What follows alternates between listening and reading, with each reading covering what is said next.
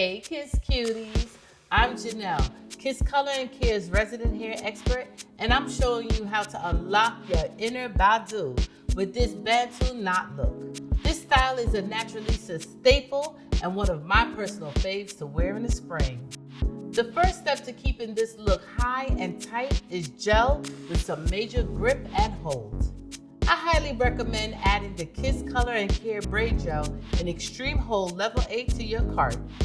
This stronger formula with an extreme hold is easy to work through hair and specially formulated for kinky textured hair. You're going to want to add a dime-sized amount of that to your parted hair at the roots for clean sections. For a fuller knot, add braiding hair.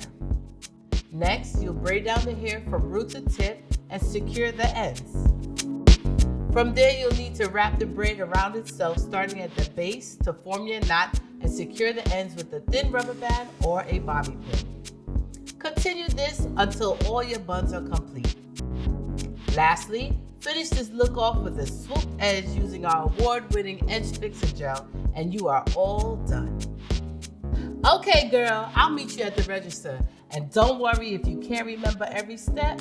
Just visit kisscolors.com to rewatch this video and all my other quick and easy tutorials. See you soon.